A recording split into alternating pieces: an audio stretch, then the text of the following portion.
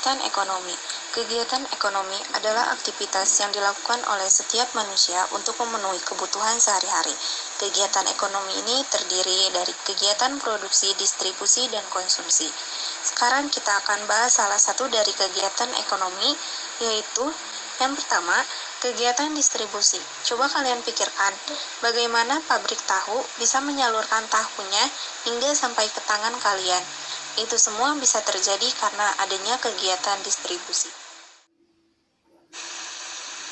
Apa itu distribusi? Distribusi adalah kegiatan menyalurkan barang atau jasa dari produsen kepada konsumen. Sementara pihak yang melakukan kegiatan distribusi dalam kegiatan ekonomi disebut dengan distributor. Tujuan dari kegiatan distribusi yaitu yang pertama, menyalurkan barang atau jasa dari produsen kepada konsumen. Yang kedua, agar hasil produksi lebih berguna bagi masyarakat. Yang ketiga, kebutuhan masyarakat akan barang atau jasa bisa terpenuhi. Yang keempat, agar kontinuitas produksi terjamin sekarang. Selanjutnya, siapakah distributor itu? Kegiatan distribusi bisa dilakukan oleh perorangan atau lembaga distribusi. Adapun lembaga-lembaga distribusi antara lain, yang pertama, pedagang. Pedagang adalah distributor yang memiliki barang dari produsen dengan tujuan untuk dijual kembali atas namanya sendiri. Pedagang itu sendiri terbagi menjadi pedagang besar dan pedagang eceran. Pedagang besar atau grosir adalah orang atau badan usaha yang membeli barang dalam jumlah besar, kemudian menjualnya lagi kepada pedagang yang lebih kecil. Sementara pedagang eceran atau wanitailer adalah orang atau lembaga yang menjual perdagangannya langsung kepada konsumen secara satuan.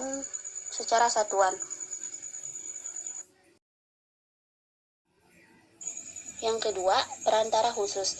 Perantara khusus adalah lembaga yang berfungsi untuk menyalurkan barang dari produsen ke konsumen, namun tidak bertanggung jawab penuh atas barang yang tidak laku terjual.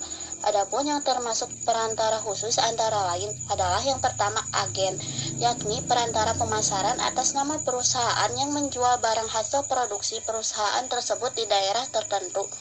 Yang kedua ada makelar. Makelar adalah perantara pemasaran yang kegiatannya mempertemukan penjual dan pembeli untuk melaksanakan kontrak atau transaksi jual beli. Yang ketiga, komisioner adalah perantara pembelian dan penjualan atas nama dirinya sendiri dan bertanggung jawab atas dirinya sendiri. Importir dan eksportir. Importir adalah orang atau badan usaha yang membeli atau mendatangkan barang dari luar negeri, sedangkan eksportir adalah orang atau badan usaha yang menjual barang ke luar negeri untuk memperoleh keuntungan.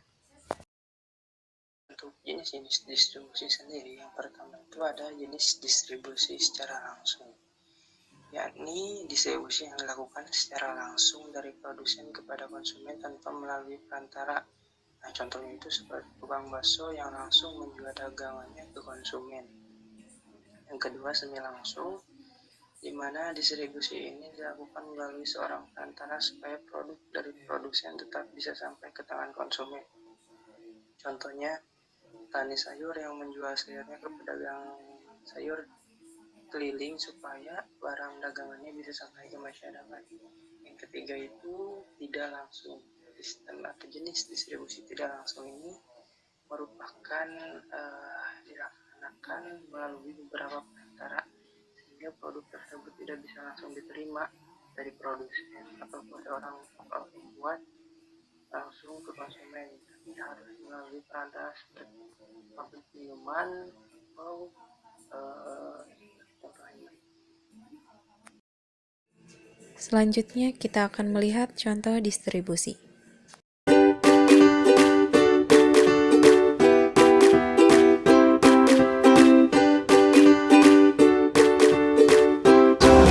Assalamualaikum warahmatullahi wabarakatuh. Perkenalkan, saya Randy Setiawan. Di sini teman-teman semua, saya perwakilan dari kelompok saya sebagai penuntas tugas. Proses dari distribusi itu seperti apa. Dan di sini saya berada di pabrik tahu, salah satu pabrik tahu terbesar di daerah Cianjur yang berlokasi di daerah Ciselang, Kampung Ciselang atau arah dari Kampung Cikijing. Nah, ini adalah proses dari proses distribusinya, proses produksinya. Nah, di sini juga proses dari distribusinya sendiri itu biasa secara langsung ataupun hingga secara langsung.